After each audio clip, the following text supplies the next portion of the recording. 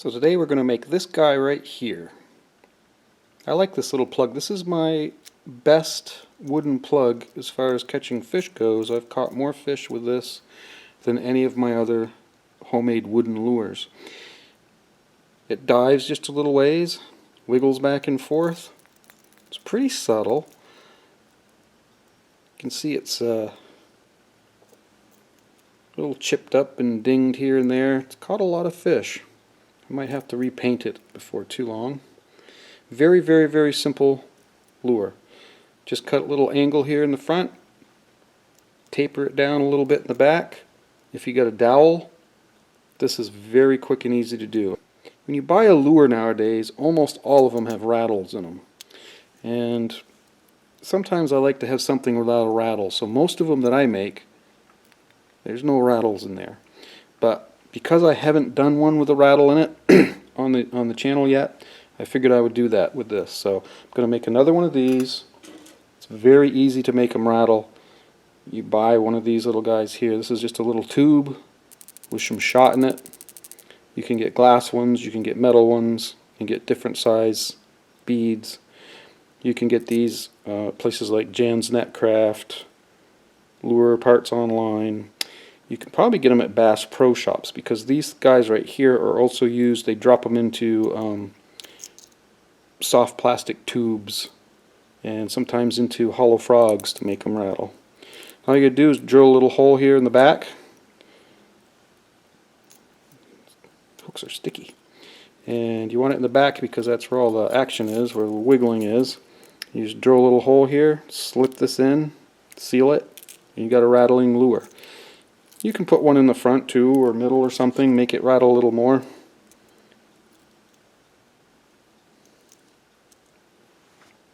So let's get to work. So this guy is about 2.5 inches long. It's about 6.5 centimeters, I believe. It's a 3/4 inch dowel, which is about 2 centimeters. And it works, if you want it, you could go a little longer with this one. If you're going to go much longer, you probably want a little bit larger diameter of a dowel. And if you're going to go much smaller, you're going to want a smaller dowel. But I make most of my plugs about 2.5 to 3 inches, and the 3/4 inch works well for that. Now you're going to taper the end here a little bit, and you got to be careful not to go too far. Make sure you take your beads, your little tube there, and see if it fits in there or not. If you go too thin, this won't fit in there. Okay, so I've cut this at a 65-degree angle. That's what my other one is. I'm not going to taper this quite as much, so I'll have room to get this in there. And another thing is, don't forget,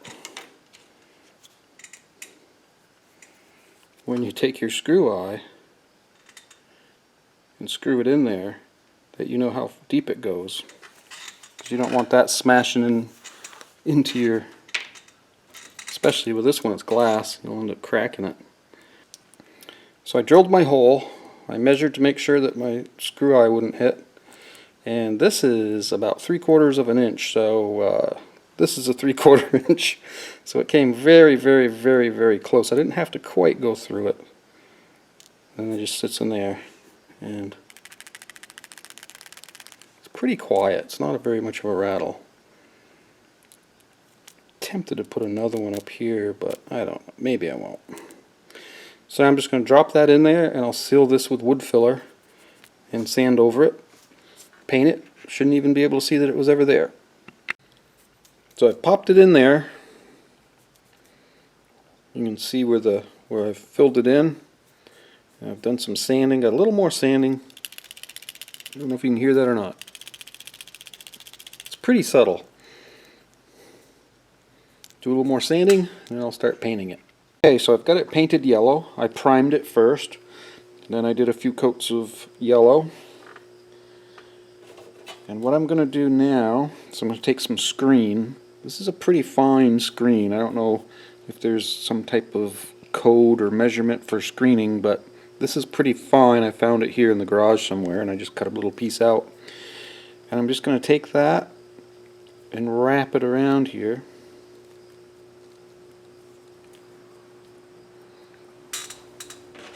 And I'll just take some clothespins to hold it together.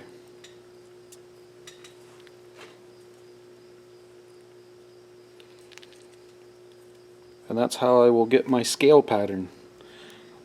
I'll spray paint the top with some black paint,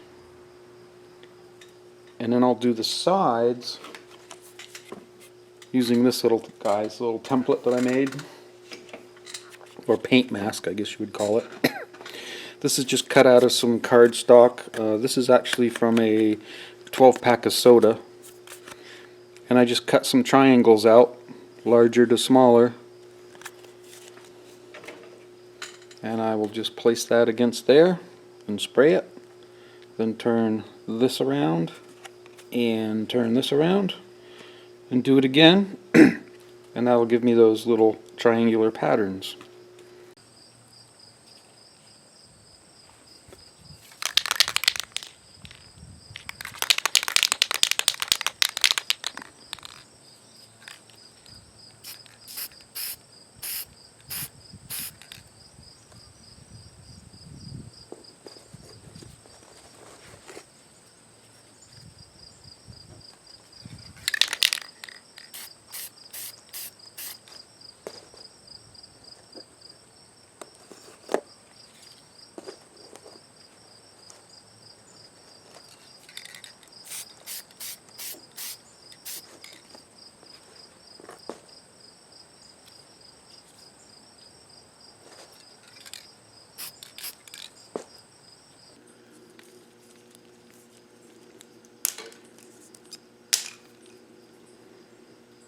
There it is.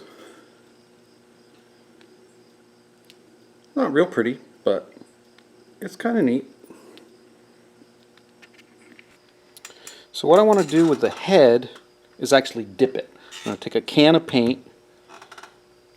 I'm just going to dip this down, bring it back out, let some of it drip off, and then let it dry. Now when you're drying it, if you hang it upside down, a lot of the paint's going to come this way and build up right here.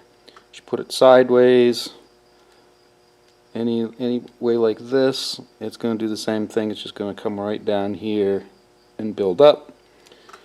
If you put it up like this, it's going to start running right down into your paint job. So they make these special little things that you can attach this to that turns it slowly so that the paint won't build up in any one place. And I'm going to order a motor and build one myself soon, because they're actually pretty expensive. They're like $80 and up. You can buy the motor for $15. So, but right now I have this little guy. This is kind of a, it's kind of a joke, but I think it will work.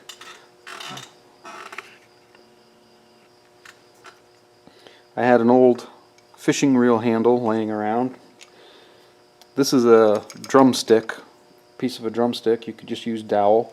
A couple of pieces of scrap wood, drilled a hole through the top so that I could put this through. And I used a little block because it's hard to drill holes, small holes in drumsticks. They're very, very hard wood. So I used this little block and I countersinked this side, screwed a little hole in there so that I could put a little screw in there, glue this on here,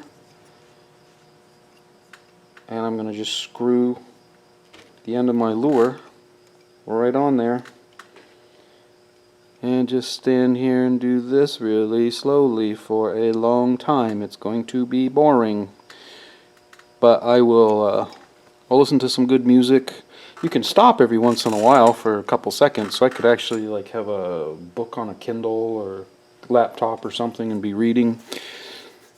But that's how I'm going to do it. Let's see how it works.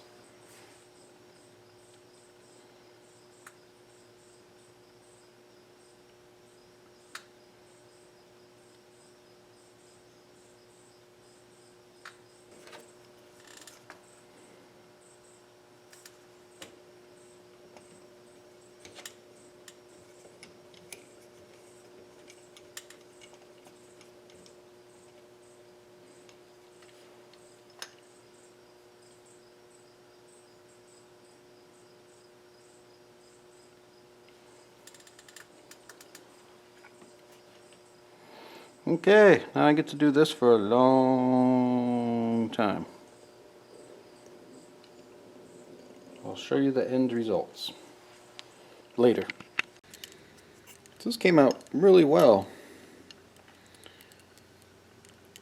The whole idea of dipping it is to save time, and of course standing there doing this for 20 minutes does not save time, but I ordered a motor today, so once that comes in I will make my little lure turner.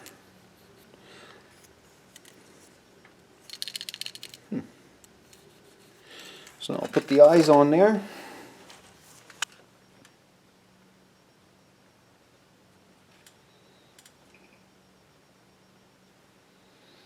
And once these are dry, I'll put the pupils on.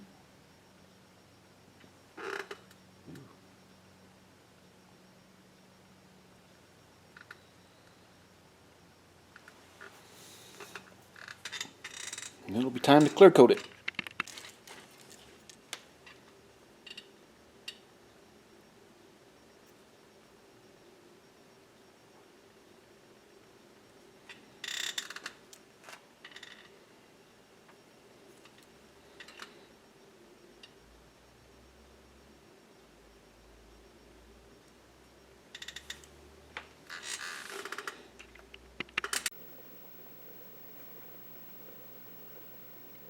Hey guys, please hit that subscribe button. It helps me out an awful lot. And hit the like button if you liked the video, and feel free to leave some comments. Thanks. There she is, all done, all set, ready to go. And she rattles. Can't wait to get this in the water. It is September 8th here, and it is starting to get cold, especially at night. I don't have much fishing weather left. Oh well. Hey, thanks for watching.